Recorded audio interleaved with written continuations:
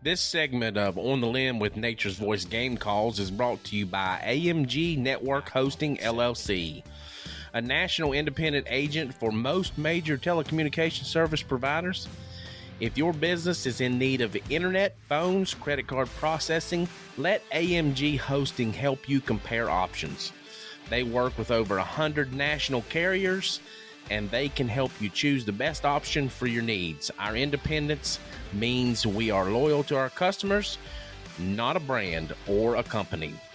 Call us today at 304-608-3653 or visit us at amgnhconsulting.com.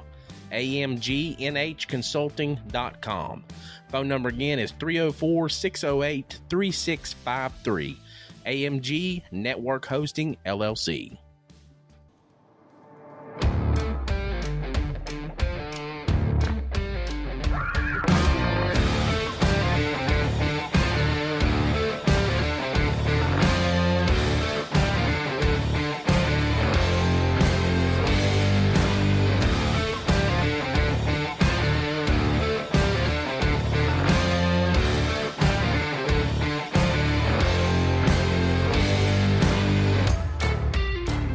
All right, guys, welcome to another episode of On the Limb podcast with Nature's Voice Game Calls. Here I am flying solo again in the studio, but I got Owen Jones sitting in Dave's seat, so we might just replace him. Replace Dave then. Yeah, we might just replace Dave with Owen. How about that? Oh, gosh, that's so funny. Anyways, we know we got other obligations, so he's working over tonight. He said he was on mandatory overtime for the rest of the week. So I said, well, that sucks for you. So we're going to be talking about turkeys tonight here in West Virginia. So spring gobbler season's in full swing here in West Virginia. People are tagging out all over the state, and some people are having issues with birds and then getting henned up. So how about that, Dan? Have you been having some issues? Yeah, we've had some issues for sure. That's what I've had. Yeah. You know, all I had was my long weekend home there for the weekend. I got to hunt Thursday, Friday, Saturday while I was in town, and let me tell you, they was assholes. They were they? Yeah. Dang, you're pretty stern on that.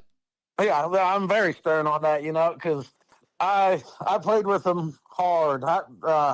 I had one for 2.5 hours. I fought with him. He'd come back and forth. He just never would present himself, find where he was at. I chased him down in the woods a good bit, and he just wouldn't give me an opportunity to take him. You know, and I caught him on another ridge where I thought he was going to be, because that's where they was at the morning before, and I left him alone because I didn't want to go in there from where I started. So I left them on that ridge. I'm like, well, they'll be back. That's one of their primary roosting locations. So I'm like, I'll get him in the morning, and I'll be daggone if he wasn't in a different location on the pipeline. So I had to hump it back out of that spot to get to the pipeline, and he was over the hill going away from me. I mean, he was on the ground just hammering it. He was hot. And I got him turned back around, and he was coming back towards the pipeline, but he wouldn't commit to coming into the pipeline. He started back over the hill again, and I let him go for about 10 minutes and kind of walked in to where I could get on that lower flat. And he turned back around, and you could hear him coming again, but he just stopped again. He was being real finicky. So I fought with him for 2.5 hours, and he finally shut up, and I was like, well, he's gone. So I'm like, all right, well, I know where there was another bird. I heard him earlier. Maybe I can get him. You know, it's already 10 o'clock now. And I walked out there, and I tried to light that guy up.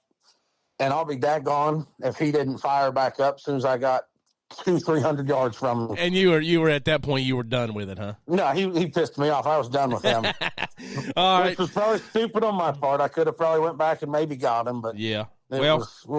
This evening, we've got hunters calling in from all across the state, from Wood County to Boone County. And I don't know, where'd you take yours at there, Owen? What county was yours in? Yeah. Putnam County, yeah. Okay. Nice. So that we'll have him there at the end. We're going to end up with Owen here. So we'll be back with Owen here in a little bit. But our first caller this evening is going to be Chris Ashley with Passion from the Wildlife, or Passion for the Wild and Wonderful. So Chris will be here with us in just a second. Just a reminder that you can go to Spring Hill Rod and Gun in Charleston, West Virginia, 4961 McCorkle Avenue Southwest. They're open Tuesday through Saturday and closed on Sundays and Mondays. It's still not too late to stop in and get you a turkey call. I talked to Cuz there today, and he said they've been selling the mouth calls, but they haven't sold any box calls or slates yet. So stop by there and get you a box or a slate from Nature's Voice Game Calls. Episode 99, Fast Track Turkey Hunting with Matt Sherman from Man vs. Deer, and episode 100, our legislative session update with Jason Webb. Those will be dropping tomorrow. The 99's already out. The 100's going to drop tomorrow. So our 100th episode, Dan, is dropping tomorrow. Awesome. Outstanding. Yep. Actually, we've done 102, but those 2 were just bonuses. So right. Be sure to check those out and head over to Spotify, Apple Podcast, Amazon Music, or wherever you get your podcasts. So Chris should be calling in here any minute. We've got times for these guys to call in. So Chris's time is 7:15. We're 5 minutes till. So tell us a little bit more about your hunt there, Dan, if you want to elaborate. Yeah, no problem. So that was my last day of hunting. I had some issues with side by side, and I had to get some stuff done. So I didn't really get to hunt Sunday, which really, really pissed me off because it was a beautiful morning. And then, Monday, so get this, got to go back to work Monday. So I'm heading out. I was like, I could have left about 10 o'clock. And I was like, man, I should run up on the hill and give it one last go before I have to drive my 11 hours back to work. I'm like, no, I don't want to be too tired driving. So I didn't. I'll be daggone. My trail camera didn't go off at 7:50 in the spot I would have been with a long beard coming across it. Was that the one we killed birds in last year? Yep, that was the same spot we killed last year. Both of us killed in last year. Well, I hate to say it, but you didn't get one because I wasn't there. Yeah, well, I got one without you there last year, so yeah, I don't want to hear that. You did. You had to have me there to get you one. Yeah, well, you got to have somebody calling for you. That's right, you did. It makes it easier, really. It does. Just like that one that locked up on me and I couldn't bring in. Oh, we got Chris. Chris. Two people. We got Chris coming in now. All right, yeah, bring him on. Hey, Chris Ashley, how you doing, sir? Hey, good evening. How are you? Oh, we're doing pretty good. So, everyone, this is Chris Ashley with Passion for the Wild and Wonderful. So, how you doing this evening, Chris? Good. Thanks for having me. Appreciate it. Yeah, no problem. So, tell us a little bit about your spring gobbler season here in West Virginia. How's it been going for you? It's been like a lot of people, I think. We're dealing with a lot of hens. And so I know I haven't really had much luck roosting them and trying to put them to bed. And so, you've been just trying to play your luck in the mornings of trying to see if they're henned up or not. So a large part of my strategy really has just been patience. To me, I'm a big believer that patience is what kills birds. Yeah. Uh-huh. So for me, I've been relying on really what I call my favorite kind of time, which is that 10 to 12, time frame during those mid mornings, as I call it, to really get on those birds that are freeing up from those hens in the morning.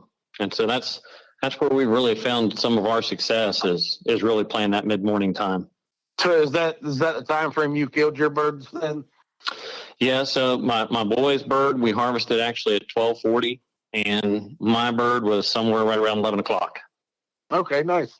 Yeah, they seem to like you was talking. That mid morning really does seem to open them up again. And if you can't catch them right off a roost, it seems like that's the time frame. Yeah. And I mean, I happened to yesterday harvest my Ohio bird around the similar kind of time. It was around, I think, that 9 o'clock time frame as well. I've heard, okay, nice. I've heard a lot about that time here recently. I just was listening to another podcast the other night, and they were talking about, the hot time this year has been like that 9 to 11:30 time frame. So it's kind of nuts. And the birds out in Wyoming, I was talking to Tom Kessel today, and he said the birds out there, of course, sunrise is a little earlier, but the birds aren't coming out up there until like 7:30 or something. So it's crazy. Wow. Well, and it was actually kind of weird this past weekend. We actually had a gobbler that was gobbling, I think, at like 5:45, and it wasn't too far after that he flew down, and I was physically squinting to be able to see him when he was walking on the ground. I guarantee. And he had a hen that flew down right before him. Yeah. So I mean, wow. we were set up right under him, and he got off the roost early. It was kind of surprising, and then gave us a gobble or two on the ground, and then kind of worked away, even with us set up with decoys and stuff right near him. So how is your call sequence? How do you work a bird from start to finish? Well, it kind of depends. That's just like here recently. If I'm set up on a bird that is kind of, to me, well, I guess it's kind of the same. Even if they are henned up, it's kind of like most people. I sit there and just give them a few clucks, purrs, maybe some soft yelps to start them out. Yeah. Make sure that I know that they're responding. They've picked me up, recognize me. And then I have a tendency more to just go quiet.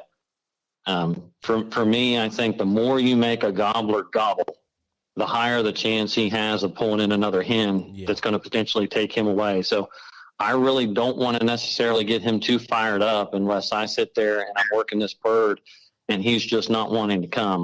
To me, you got two options. You either kill him out of curiosity, or you're really just getting completely hijacked, and then you shut him down and really pique his curiosity. Yeah. Sure. Yeah, so I normally go with that, soft and subtle. I might try to get them jacked up. But like I said, I've been dealing with hens, so I'm trying to go with more of the soft and subtle, not to be too intimidating or threatening to the hens, more of just simulating a feeding kind of pattern or strategy. That's, again, kind of similar, with my boy in Ohio. Yep. Is we end up calling hens into my food plot and let the decoys do the work. But I think it was just not being threatening. Yeah, that was one thing I was going to ask you. What's your setup? Like, do you run and gun a lot, or do you set up decoys? And both. I mean, that's like this weekend. We were running and gunning with decoys as well. Typically what I like to do is, proactively have blinds set up in locations where I know birds frequent, whether that would be roost sites or feeding or strut zone areas. And especially, too, with all my filming equipment, I want to make sure on rainy days that I do have a place to be able to get out of the weather and protect my equipment. But to me, to your comment, I like especially where I can to get into like fields or my Antler King food plots, to try to go into an area where they're going to want to come in and pick. And that's kind of what I end up doing when I harvested my West Virginia bird. Was I had been on a run and gun situation on a property, did not have a blind on it, and I got kind of rained out, so I had to hurry to the vehicle. And I'd been getting pictures of a bird on this West Virginia property where I'd already preset a blind, getting that bird coming through that hayfield and that oil well site early in the morning and mid-morning. And so I kind of rushed over to that property around 9 a.m. or so and got in that blind right as the rain was finishing. And then around 11 o'clock, I actually heard him strike behind me. Of course, I was just occasionally calling. It's one of those, you call him maybe every 15 minutes or so, just a soft yelp, recognize, see if anything's around. And he actually struck off on his own there a few hundred yards behind me. So again, it was kind of same kind of thing. Gave him some calls, made sure he confirmed and responded to my calls. And then I shut up, let him ease around. And probably within about 5-10 minutes, he had come around the bench below me and got out onto a finger. I gave him, again, just a few calls just to get confirmation, let him know I'm still right here. Again, soft and subtle. I did have out in front of me, to give you a little bit of a picture, I'm looking out on a nice green gas well. I'm sitting in my blind facing it. Decoys are set out at about 25, 30 yards. Got a full strut gobbler, avian X gobbler there, or Jake, sorry, and a lay-down hen with him positioned right behind her. And he started hanging up out there on the finger, wanting me to come up out of that field to him. And again, it's like I've told some of my friends, I try to kill him with curiosity. So I give him just a soft couple clucks or purrs, shut up, and I just wait. And it wasn't long, I see that red, white, and blue pop up over. He starts periscoping, and as I call him, my strutter decoy Brutus, he picked up Brutus and just came right on running in. Started flogging Brutus, and then that's when it really got interesting for me. Oh, I bet, man. That's awesome. Exciting. Yeah, so I actually I pulled up on him, and when I went to squeeze the trigger, I had a dead trigger. And so nothing happened, just click, click, click. And my internal firing pin on my 7 wasn't releasing. or my internal hammer, to hit the firing pin was not releasing. So I sat there sliding and working the action while he's out there flogging my decoy, slammed it or slid it forward again, still dead trigger, tried to slowly eject the shell, and it jammed in the gun. So then I'm now turning the gun upside down, beating the shell out of it, again, trying to watch him, which again is another just, great thing for these decoys of keeping his attention on it. And it was super windy that day. Yeah. That I eventually went ahead and got that shell out, slammed it forward. He got a little bit spooked, still dead trigger, ejected that one and slammed the next one as hard as I could forward, raised up and caught him as he was trying to go ahead and ease out of there. So man, it got real exciting real quick for me. That's crazy. Wow. Chris, we'll be right back. We want to hear a little bit more of this. We'll be right back after an ad from our sponsors. This episode of On the Limb with Nature's Voice Game Calls is brought to you by Will Jewelry and Loan. When you need cash and you need it fast, check out Will Jewelry and Loan. Come on in with your jewelry, firearms, electronics, tools, lawn equipment, dirt bikes, side-by-sides, and even four-wheelers. They will beat any competitor's loan amount, and that's a fact. Will Jewelry and Loan guarantees faster and more cash for your loan than any other company in the area. They have your cash you need fast. Check them out today on their Facebook page or give them a call at 304-768-5101. Stop in and talk with them at 5523 McCorkle Avenue, Southwest, South Charleston, West Virginia. Will Jewelry and Loan, 304-768-5101. All right, guys, we're back with Chris Ashley, passion for the wild and wonderful. So Dan's going to do our salute to valor real quick, and Chris, we'll get back with you here in just a second. Sounds good. Yeah, absolutely. So tonight our salute to valor is going to be Rick Haynes out of Parisville, New York.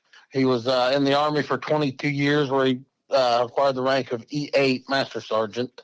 He retired at Fort Bragg, North Carolina. He did one tour of duty Panama, one tour Desert Storm, Desert Shield, and 4 tours of duty to Iraq.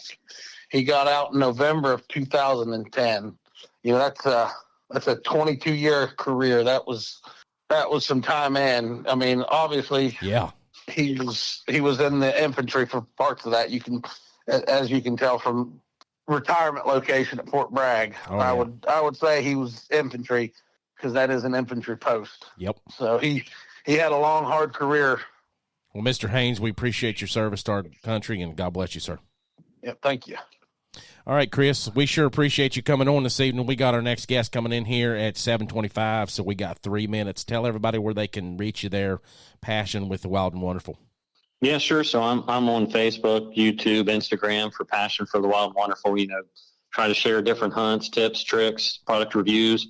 Feel free to reach out to me and check out my page. I'm just trying to really show for the common Joe of things, of different strategies, techniques, and stuff of trying to be able to harvest different game that you want, and also a lot of habitat management improvement things to be able to hold and attract more wildlife on people's properties. Yeah, for sure. Awesome. Yep, I've seen some of your videos there, and you do a really good job with your videos and all your content. We appreciate that. No, thank you. All right, Chris. Yeah, like I said, we appreciate you, and everybody go check him out there on his YouTube channel, Passion for the Wild and Wonderful, and you can also check him out on Facebook. So what an exciting story he had there. All right, guys, our next guest is Travis Surrett. He'll be coming in here at 7:25, so we'll be talking to him. From the story he was just telling her, he got awfully lucky with all the issues he had there, man. That's intense. Oh, I know. Here comes Travis now. Mr. Surrett, how you doing, sir? I'm doing good. How about y'all? Oh, we're doing good, man. All right, so everybody, we're talking to Travis Surrett here. He's going to tell us a little bit about his season. So it's like Chris was saying earlier. It's just been up and down. Took my son on Youth Day on Saturday, and it was really windy. And we had one come in, and I screwed it all up. I got impatient. Story of my turkey hunting career, and it just kind of ruined that hunt. And nothing would answer back after that, and so I didn't go Sunday for Youth Day with him. Then I ended up going Tuesday. I had to work Monday. I had something going on. And then I went Tuesday morning.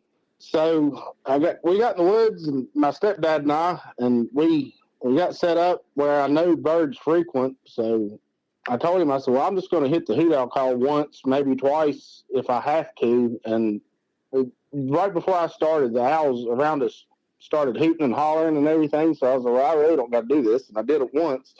And there was a couple birds around us that took off. And then it just ended up being, I called one in for him. Basically came off the roost. And what I was doing calling-wise was just soft, subtle feeding yelps or feeding clucks, purrs, soft little yelps. I didn't want to get too aggressive, and I would shut up. Like I found out a long time ago, the less I call, the better off I am, without being too aggressive. So I called one in for him, and I don't know, I guess he rushed his shot or whatever, and he shot and missed, and then turned around.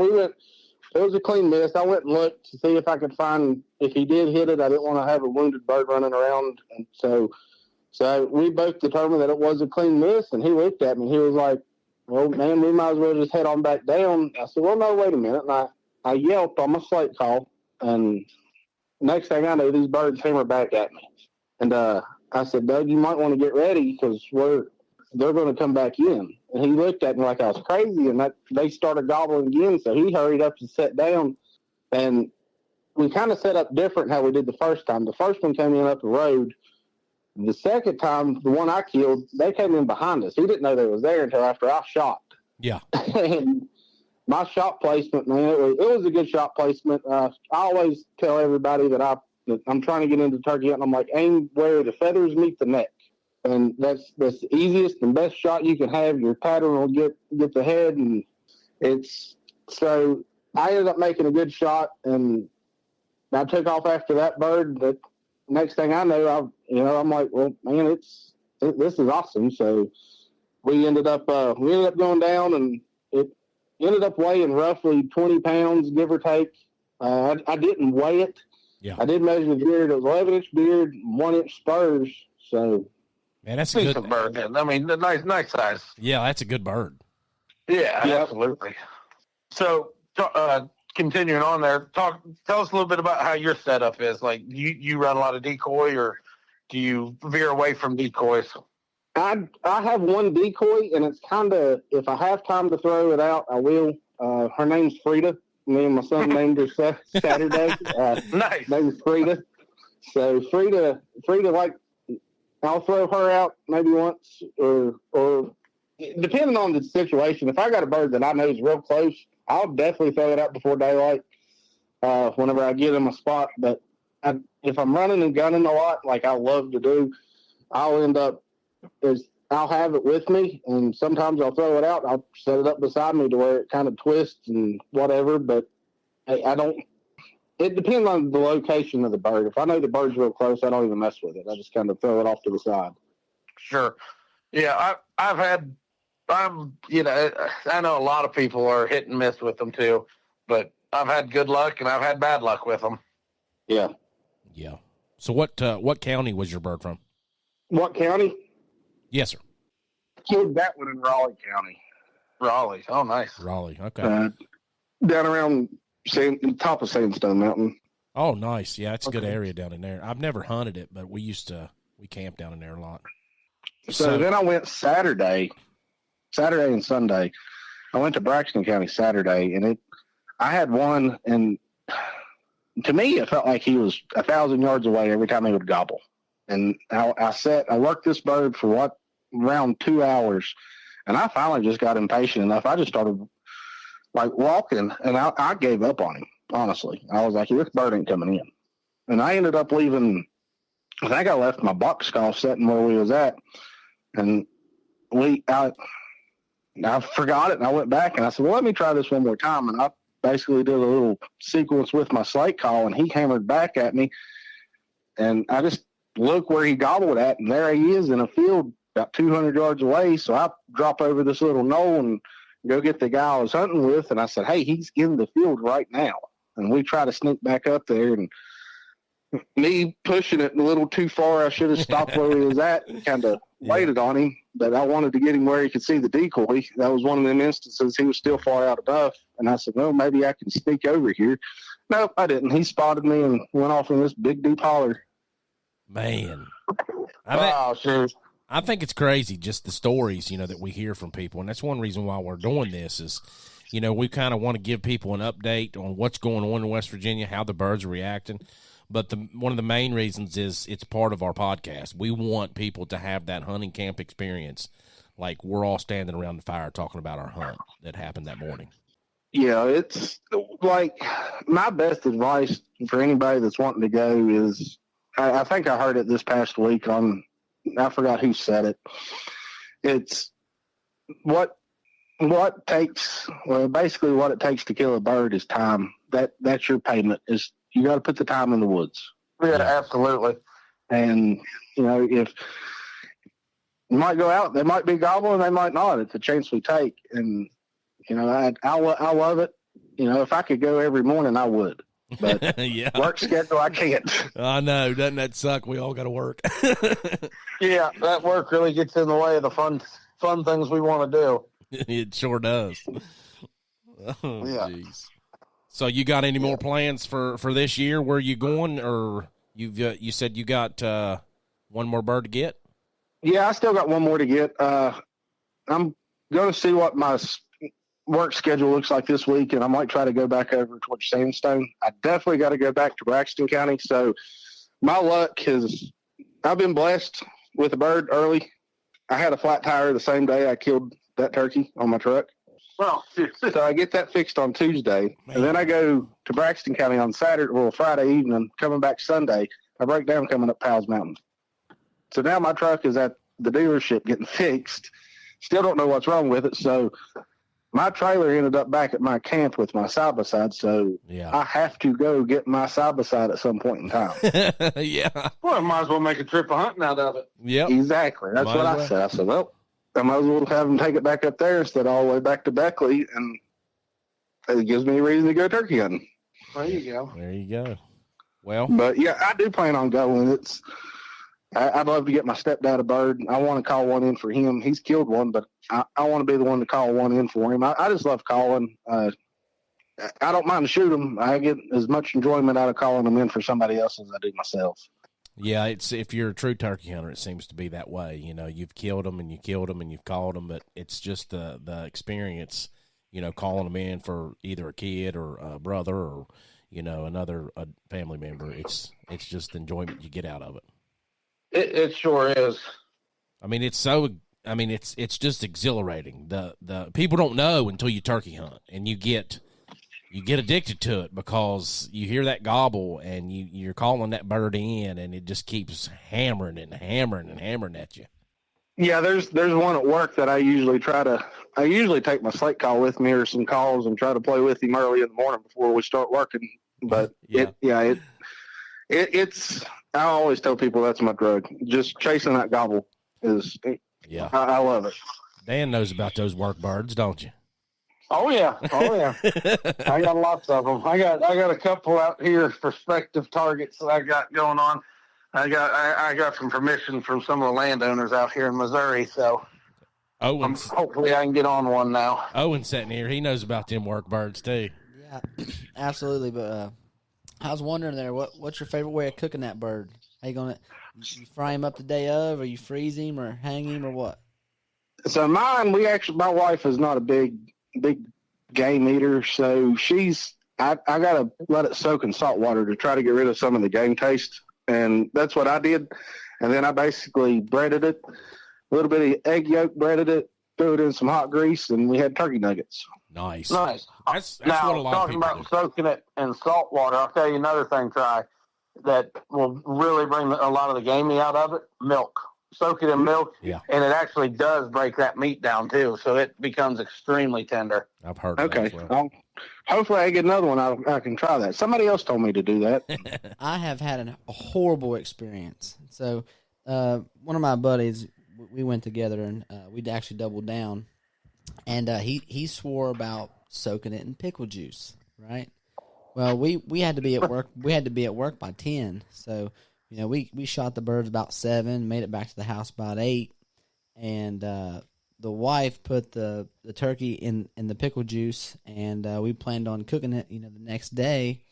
Ended up not cooking it until like Thursday, and it was not no good. It was a horrible idea. Oh. Do not soak it in pickle juice. But I like the salt water. I think that's going to be my next niche next time. So I basically rotated it. Like I soaked it, and I'll try to let it get some of it out of it, and then I would dump that out, and then I'd re-soak it again. And all right, my son and my wife is the two pickiest eaters I know, and they absolutely loved it. So highly recommended that way. Yeah.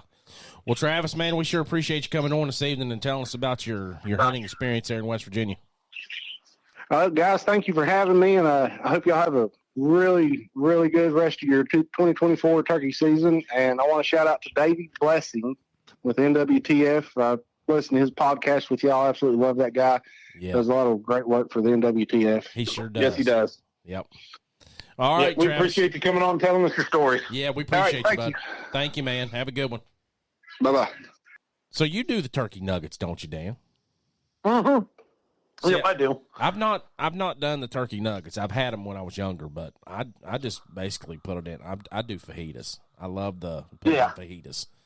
Or we'll do some. Well, you know me, I of, do them all every way you can possibly do them. We've done the fajitas like you have, and done the turkey nuggets. I've smoked one. I wrapped them in bacon, baked them. Just however I can get that turkey in my belly is how it's going. We have wrapped full breasts in bacon and done them that way. Yeah, that's pretty good. now we're talking. Slice it up. Oh my goodness, yeah, it's pretty good like that. But yes. our next guy coming in, we've got. I'm not sure where his bird was killed either, but Andrew. We'll find Britton. out. Yep, we'll find out here in a little bit. So Andrew Britton will be on, and we've got a little sound clip from his hunt that he sent us that we're going to play after we introduce him here. So he should be coming in here in just a little bit. So I'm trying to figure it out to where we can get the beeping noise off of the phone when people call in. I'm just like, I don't know. See, I'm not even hearing that through the speaker or nothing. So I'm not sure it'll come through anything though. Really. Oh, it comes through. Trust me. I try to edit it out and I can't. I got you. Well, you'll have that. Yeah. But now, are you gonna? I mean, you talked. I know you didn't get a chance to go this weekend, Mike. But are you getting the chance this coming weekend? Probably You're gonna not. go down to No. Lincoln County. Got family members coming in this weekend. We're supposed to be going to the opening ball game for the Dirty Birds. My niece is coming in. She hasn't been in for probably 10 years or so. So. Oh wow. Okay. If it wasn't for that, I'd be going turkey hunting with somebody or somewhere. You got that Right. beeping. Yep. You hear the beeping now? I hear the beeping. All right. So we got Andrew coming in. Andrew, how you doing, buddy? Good. How are you doing today? Oh, we're doing good, man. Sounds like you're traveling. Yeah, I'm in the truck headed up to my house. I'm trying to get my job box ready, trying to put a lock on it. I hear you. So let me play your little clip here that you sent us, if I can find it real quick. I just put it on our system here. I told you I was hoping to get that on there for you. So we're going to play your little clip here, and Dan will be right back with you. Sounds good. So it's playing. I'm not sure of it's real quiet in the beginning, I guess. Yeah, there's really not much audio to it other than you hear John say, "I'm going to shoot," and then you hear two shots. So. Okay.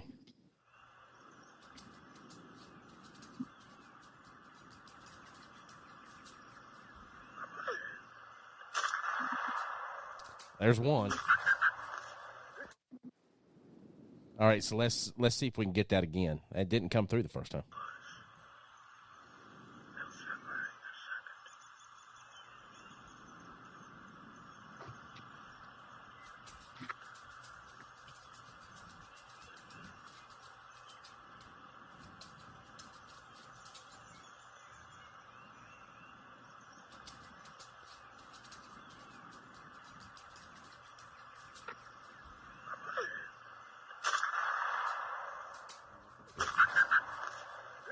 So no gobble at all.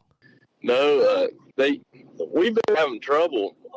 These birds haven't been very talkative at all, especially on the at night. We can't seem to hardly get one to gobble on the roost. Yeah. We went into you know, I work full time. John works full time. We were going to hunt a half day there Friday. So after we all get off work towards the edge of dark, go on a piece of property we hunt that I drive past every morning on my way to work, you know, and I always see birds on it. Yeah. And obviously, we know there's birds in there. It's just a matter of, you know, trying to find exactly where they're at, try to get one to roost, drove the whole property, not a gobble anywhere, you know. Even that morning, tried to go where birds are usually at, and you know, still nothing. Didn't hear a gobble till maybe 9 o'clock. Yeah, we were up on a ridge, and there's a field down kind of in the bottom there, and that bird was gobbling on the ridge. So we figured we'd get down there in the bottom and, you know, try to make a move on it. Threw a decoy out, got tucked in, and it kind of seemed like they were kind of working away from us. Well, over that ridge, there's another bottom, you know, on that side. So we're like, well, we think you're headed there.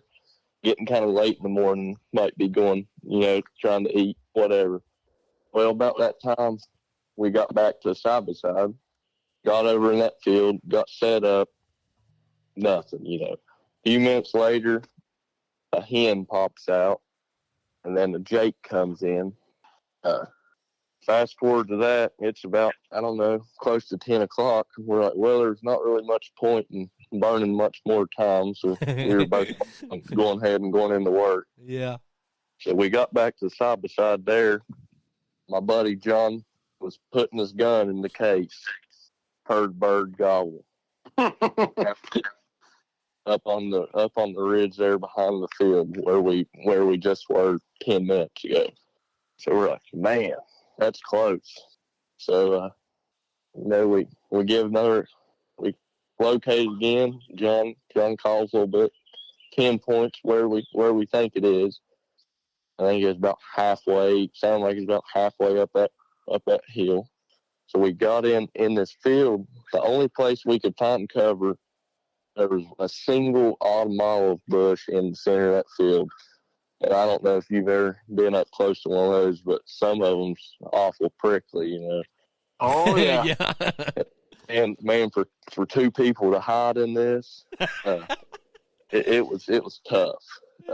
I know at one point I whispered John, I said, "These birds better hurry. I don't know how much longer I can sit here." I know his shirt, a Stubby Outdoors shirt, on the back of it, it's got, you know, kind of like vinyl. He showed me that shirt the next morning when we hunted. It had pinholes poked all in it. Oh Lord. And them all the malls will get you now. yeah, and that was a tough hide because, you know, if you lean back in it, the whole daggone bush would shake. So you kind of had to like hover above it, but still try to tuck in under. And that video that I sent you guys was off John's Tacticam. He shot that first bird, 1.5-inch spurs. I think that 11-inch beard. Mine had nice 9 3/4 beard, 1.25 spurs. But like I said, so you guys ended up doubling then. Yeah, doubling in that video, the two shots. The first, if you watch the video, the first bird he shot, and the second bird ran maybe 10 yards and kind of stopped for a second, and I shot it, shooting 410s, Stevens 301. I think he was shooting Apex Ninja 9.5, and I was shooting Rogue 9-shot TSS. But those birds just, you know, they gobbled there a little bit, and they weren't really hammered, you know. They'd gobble, you know, they were gobbling, but you know how sometimes you get a bird that just every breath hammered. But they came in, we seen them, they came down this drain down the hill. Probably seen about 150. We could watch them the whole way in. And then as soon as they got in the field, they gobbled maybe once or twice. And we got it, they got into shooting range, and I was like, "Take him, John, shoot." under that bush.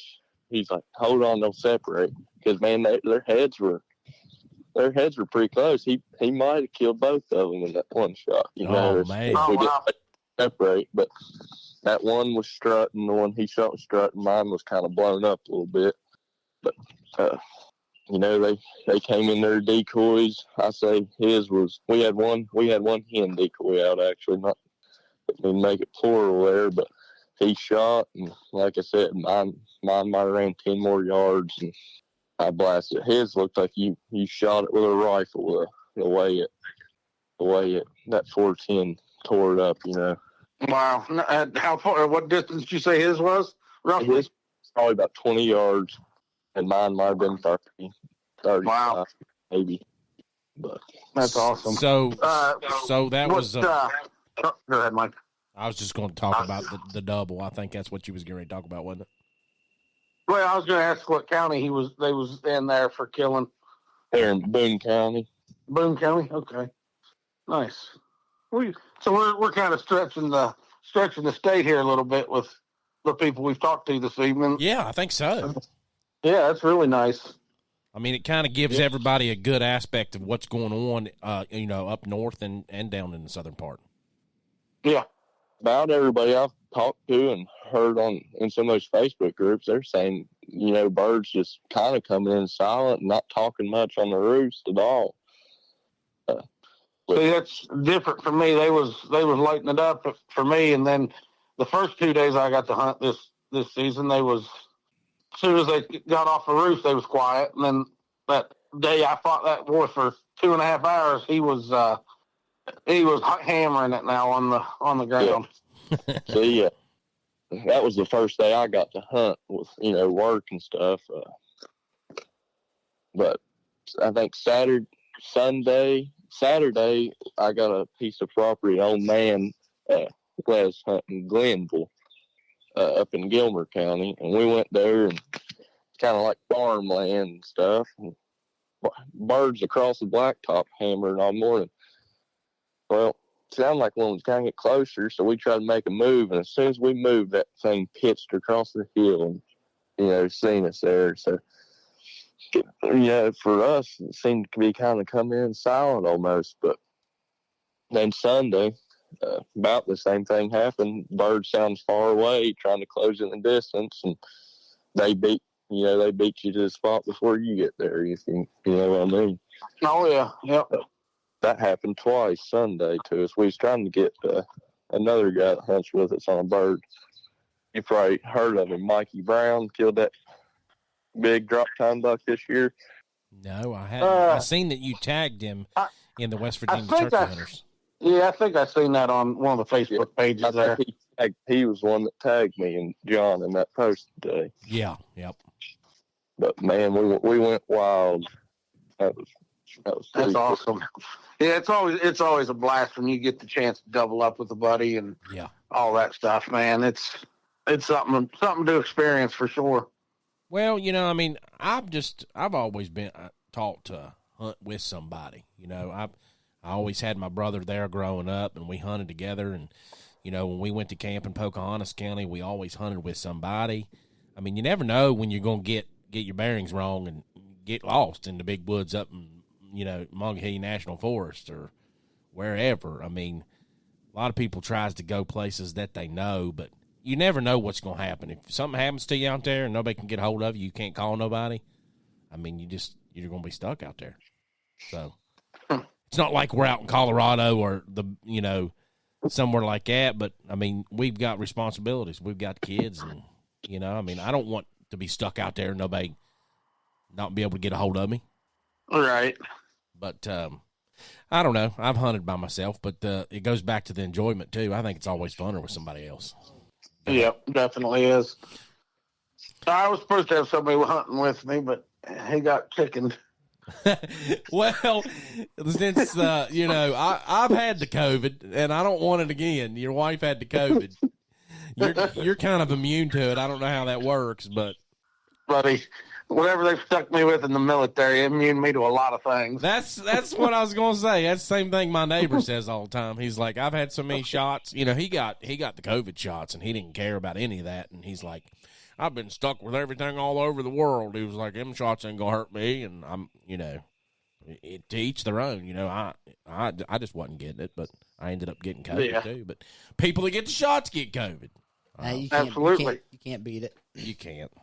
All right. Well, Andrew, we appreciate you coming on tonight, telling us your story. Oh, I appreciate you having me. Yeah, it's been a pleasure. Thank you. You'll have Thank to. you. You'll have to tell your buddy that you got to be on the air and he didn't get to come, and you had a great time.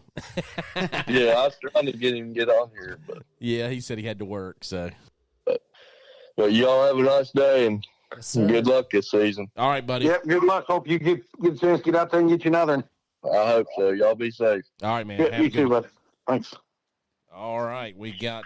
We don't have to wait for a call for Owen. He's sitting over here. I'm here. He's That's been right. listening the whole time. So Soaking Been it all sitting there in. patiently in the monkey seat, I would assume. he is sitting in the monkey seat. That's for sure. Yeah. Yeah.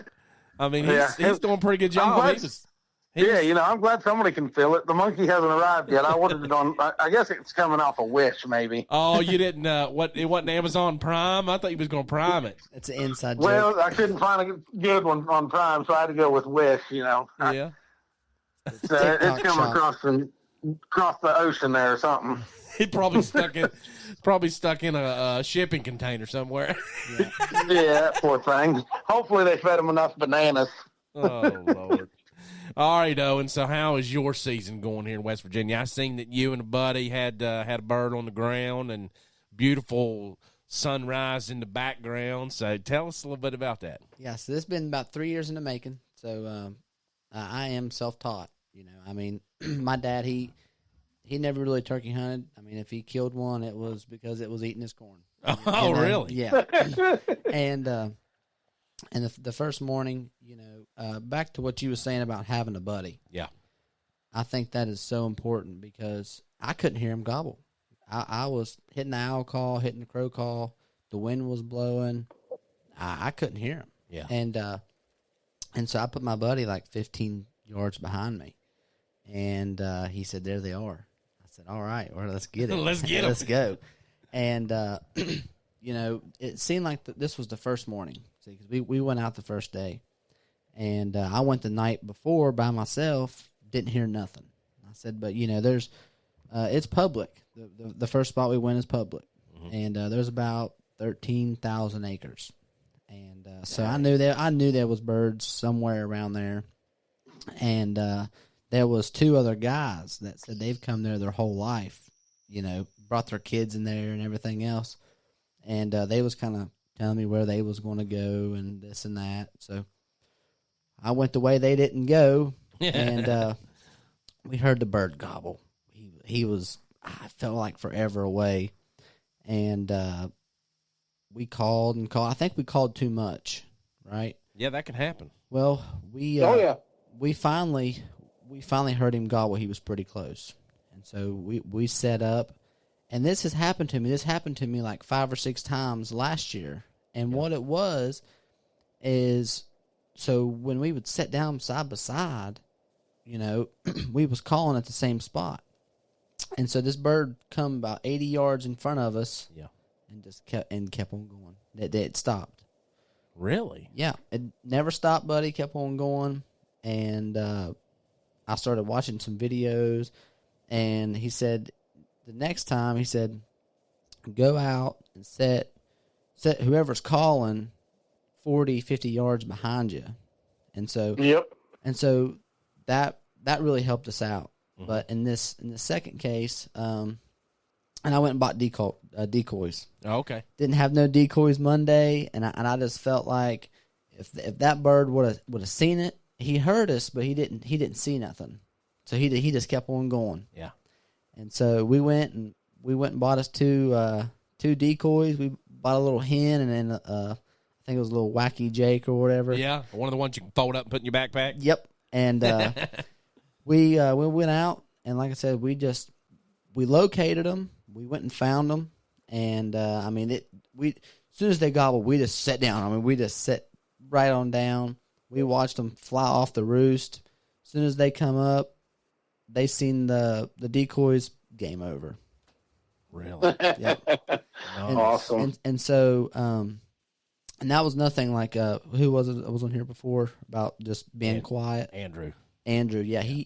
I think that was the number one thing is because once they gobbled back, it was hard for us because we wanted to hear him gobble. But once we heard there was two of them, we got ready, and it was truly a nice setup. Got my camera out. We got it all on camera. Nice. Yeah. So I seen you posted your YouTube video there on our thing, so we'll share that when we're done. Good deal. If anybody's watching the live now, I think which one did you comment it on the page? On the Facebook page on the group here, I just put the link of my YouTube on there for that. And I didn't know this. I didn't know you was allowed to take a rifle with you. See, I didn't know that either. And this is like, a lot of people, we talked about that last week. We sure did. So that'll be dropping. Tomorrow, like you said. Yep, that'll be dropping tomorrow. So what will be dropping? The episode that we talked episode. about. Yeah. Okay, well, hear me out. Okay. So the first day, we're like, man, these birds is like 80 yards away. If you would have had the better gun, he wouldn't have stood a chance. Yeah. So that's what we did. I personally was like, no, I want to take my gun. Yeah. I want to take a shotgun because I patterned it and everything. But if you watch the video, I was trying to double up on myself. I really was, because I shoot and I blow the legs off of the second one, and then he takes off running, and I shoot him again, and you just see the dirt fly. I shot low. Well, then my buddy, you'll see the barrel come down in the corner, and I forget exactly what caliber he was using, but buddy, it took 2 chunks off the rear end of that turkey. Oh my gosh. Yeah, and but we still was able to harvest the meat, but like I said, the pickle juice ruined it. Pickle juice ruined it. Now, see, ruined it. I just seen a video the other day that people says to do that. Well, they said it'll make it taste, like the McDonald's chicken, but I think that, well, he was supposed to come over for 2 days. He didn't come over till the third. I think it was just too long. Oh, may have stood in there too long. Maybe, so but this guy I was listening to, he said 24 to 48 hours. Yeah, probably. It was probably a little over the 48. So. Yeah, a little over 48. But this guy also had jalapeno pickle juice that he was letting his marinate in and brine in. So, have you done the pickle juice, Dan? I have not. I've seen it done I've done it with chicken. Yeah. But I've never done it with the turkey, so I'd try it. Yeah, absolutely. But this is, we have access to the public. Yeah. There's multiple. Especially if you're from Putnam County, you'll be aware of them. But that's where we're going to go back because we heard multiple birds firing up. The property that me and my buddy doubled up on. So we got one more guy in our friend group, and he actually didn't go with us that day. And he went the day after, and he actually went up there and got the third one. So really, 3 birds. I think it's a 100-acre farm. Yeah, and we've gotten 3 birds from it. Nice. Yeah. So the double went. You got yours first, and then he comes in and gets the other one that's right there with it. Yeah, absolutely. So he shoots. Well, I guess I kind of helped him. But yeah, that's what I was going to say. You kind of assisted with that, didn't you? You got an assist on that? Yeah, I got a little assist on that one. Yeah, for sure. Because it was one of them things where, he was running. Yeah. And if so, did he see you or no? What was he running? I think because his brother just got shot. Yeah, so they was definitely brothers, I believe, because they was about the same age, same size. Yeah, they was in the same tree. So yeah, he said they're brothers. They're brothers, and I really I guess my buddy, he's killed turkeys before. Yeah, this was been my first hunt, so not my first hunt. Does he always shoot him in the rear end? I don't know. Most people go for the head. I'm just saying. It seems like that would be the more logical solution. He was on the run, and if you zoom in, it was a tough bird. So the third buddy you're talking about is Logan. Logan, okay. Yes, Logan. So I seen Logan post his bird the other day. That's a good bird too. It was, yeah. He's real good. Me and Logan, buddy, we got some stories on the birds. last year, I mean, it was exciting. It's what it's all about. It's why they call it hunting, not killing. Yeah. But you know how he was talking about earlier about the gun being empty? Yeah, he said It's happened to plenty of us. yeah, but now I got a good designated Model 11 12 gauge. I bought it this year from an old man who I guess he's in a hard spot. He lost his wife. He's like 85. He's doing really good. I mean, buddy, he could probably keep up with me in the woods. Yeah. But it's one of them things where someone tells you they got something for sale, and I kind of blew it off, and we got to talking about turkey hunting, and I guess he just seen that I had a passion for it. Yeah. He said, "Well, you want to see it?" I said, "Yeah, just let me know. I'll come over and look at it." He said, "No, I got it right here," and we're right in the bank parking lot, and he shows me this gun that he has used. He said his whole life, and it's an automatic 12 gauge, beautiful. I bought it off of him, and I think that was one of my good luck charms for this year. So I hear you. Yeah, That's awesome. Nice. I got a story, something like that. I was hunting with a good buddy of mine. It's been several years back now. And, he was adamant. I'm going to kill the first one. I said, that's fine. I don't really care. We're out here to hunt. Whoever gets the first shot takes the first shot. But he was adamant. I'm going to kill the first one. I said, that's fine. So we got on a group of them, and he had one come in about 18 yards. He pulls the trigger, it flops. We walk over there to get it. We're just talking, not even whispering, just talking like, man, that's sweet. We killed one. Let's go find another one. And about the time we said find another one, there was one gobbled right over the bank. So we ran back, sat back down on the tree and called it up. And it come in about 10 yards from me, and I pulled the trigger. Well, he killed a Jake. I killed 11.5-inch bearded Tom. there you go. Nice. So, Nice. yeah. So I razz him now all the time because it's like, yeah, hey, you want to kill the first bird again? Well, check this What, out. that's what you get for being greedy. There you go. It's giver's gain. But That's right. so me and Logan, we're hunting. He said, all right, you're going to get the first bird, because he was wanting to give it to me. Well, we hear this bird firing up one of them things. And I got a turkey vest this year. Last year, I didn't have a turkey vest, just like he was talking about. You really don't know how important it is until you sit on a thorn bush and you're trying to set still. You're fully invested now. Yeah, I'm fully invested. Yeah, I got the vest, decoys, the calls. I got the whole. Thank you, by the way. You guys got a good thing going. We appreciate you, man. Yeah, absolutely. And but no, he's like, here at the time I was using a 20 gauge. He said, I got this 12 gauge. It's a good turkey gun, which it is, Logan. I'll give you credit. It's a good gun. But you gave it to me and it was empty, bud. Yeah. So I could have been telling this story last year.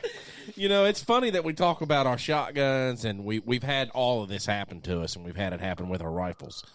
But I can't ever think of a time that I've raised my bow and I ain't got an arrow in it. I mean, That's true. have you ever thought of that? That's true, yeah. You know? I have lost the arrow. I've lost plenty of arrows, but I've never raised it and dry fired and didn't raise it. I heard that. Yeah. Yeah, that's true. You're right. Have you got a turkey with the bow? I have not. Yes, To do that. So, He I has. have. Yeah, Dan has, but I have not. I haven't had a chance to have one in that close, actually. I got you. I don't know if my brother ever killed one with a bow. I don't think he did. I think he just done shot. Yeah, I'm wanting to say he did down in Mason County, Mike. Really? Yeah, I'd have to ask Dave, but I'm wanting to say that he's killed one down there in Mason. Man. I feel like, if you could get him in on a decoy, that was one of the things I was wanting to talk about a while ago. Yeah. Is these birds come in. I mean, we sat down pretty quick, but the way we sat down, it was a big patch of logs. We had a good rest. I was able to get my camera up. There was a big stack of rocks, and so as soon as they got on the backside of the rocks, I knew we had them whooped. But he was telling me, he said, let him hit the decoy, let him tear it up.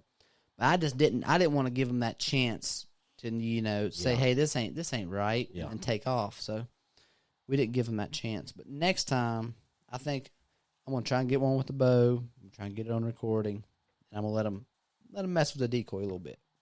It makes for some good camera footage, for sure. Yep. Especially when they're flocking around on the decoys and stuff like that.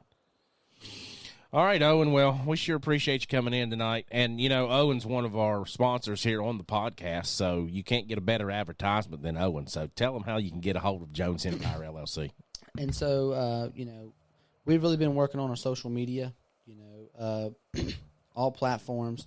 But the best way to get a hold of us is, of course, our website. So we're trying to create a business funnel. So whenever you look us up on Google, you'll be able to see our website. Our website will give a description of all the things that we offer, even down to some of the pricings on most of the service that we provide.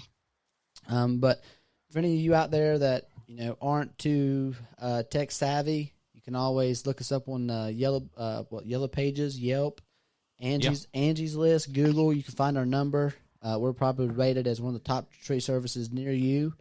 We're also on voice search, so we've got our number out there. But my cell number on my Facebook page, Jones Empire LLC, is the best way to reach us.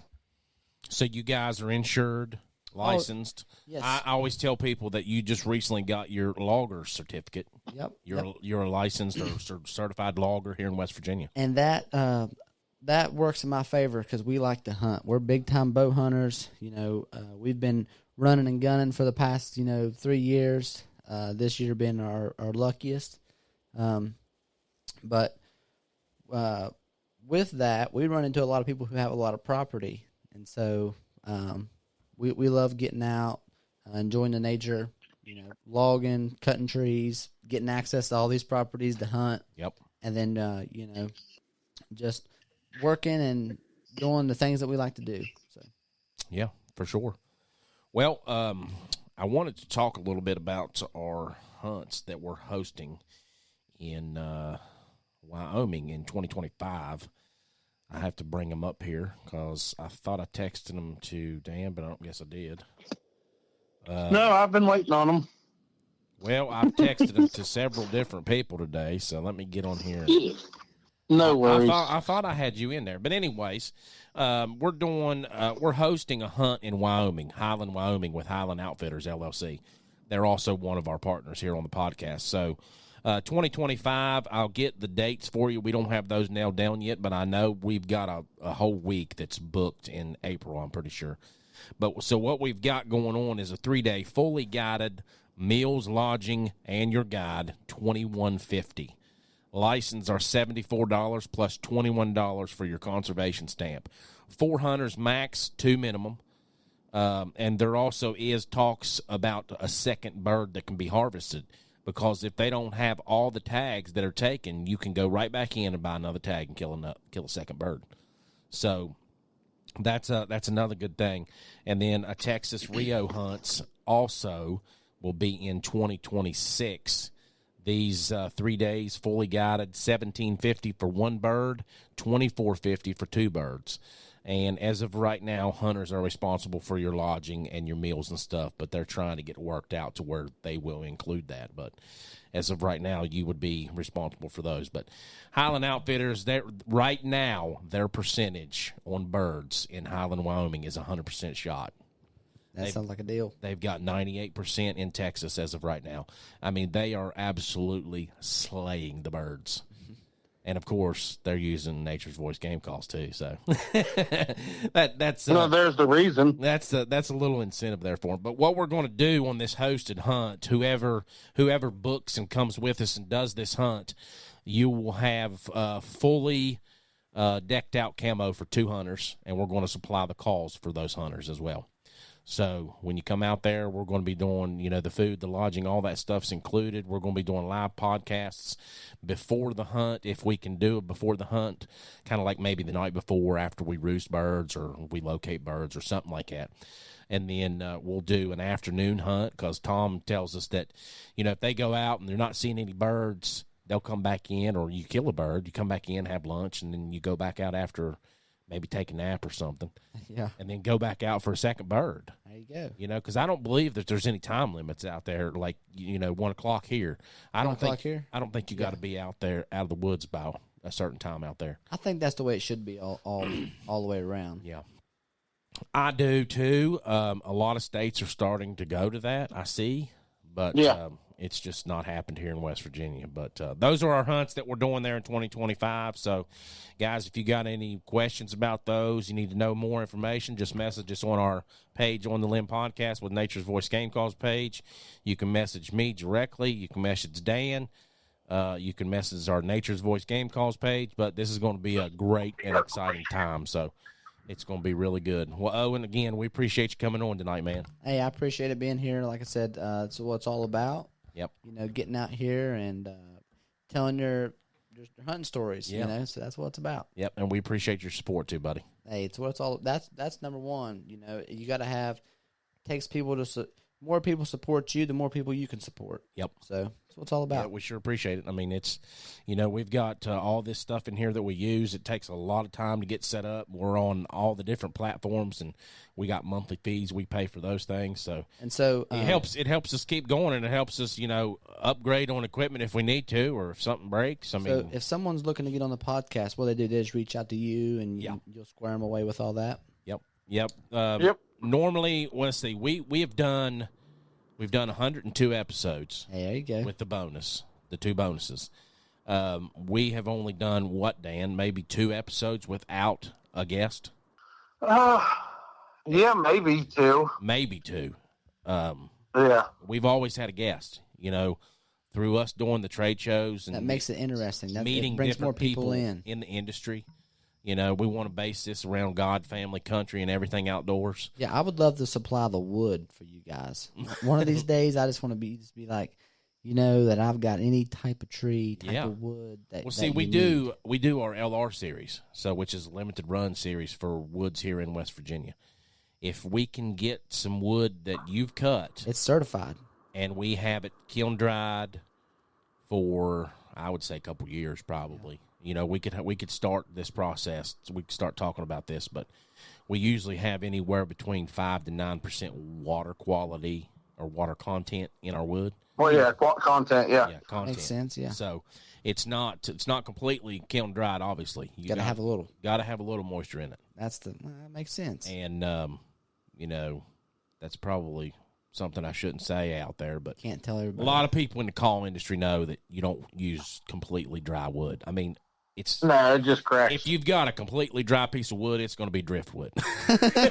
Yeah. I mean, all wood has a water content in it, really, but we look for that 5 to 9% in our stuff. So that makes sense. And then once again, anyone that's watching, our webpage, it's jonesempiretreeexperts.com. Yep. You get on there, you fill out a form. It don't put you in nothing. It allows you more access to the website to where you could schedule anything that you need. Yep. All right, guys. Well, we appreciate you listening this evening. Hope you had a good time listening to the updates there from West Virginia. We kind of give you a range from north and south. Dan was here in Kanawha County. He hadn't connected yet, but he will connect here pretty soon. We're going to try to get on some birds when he comes back in. And he's going to try to connect while he's out there in Missouri. Absolutely. So, congratulations, everybody out there that's killed a bird. And, again, good luck, Dan, and we appreciate y'all listening this evening. Be sure to check us out on Spotify, Apple Podcasts, Google Podcasts, Amazon Music, and about 18 other different networks. We're on networks that I don't even know about, so there's too many to mention. But if you listen to podcasts on a certain network, you'll find us there. Just type in On the Limb Podcast with Nature's Voice Game Calls. Thanks, guys, for listening. Y'all have a good night. This episode of On the Limb Podcast with Nature's Voice Game Calls is brought to you by Faith Builders, LLC. Faith Builders, LLC is a Christian-owned and operated West Virginia construction company. Faith Builders is a shingle master through Certainteed Shingles. Faith Builders offers a 50-year non-prorated warranty. In addition to pitched roofs, Faith Builders also specializes in low-slope roofing for both commercial and residential, currently certified through Mule Hide Roofing Products. Give them a call today at 304-916-3033 and 304-474-3096, or visit them on their Facebook page. Faith Builders LLC, brightening up the world one job at a time. 304-916-3033.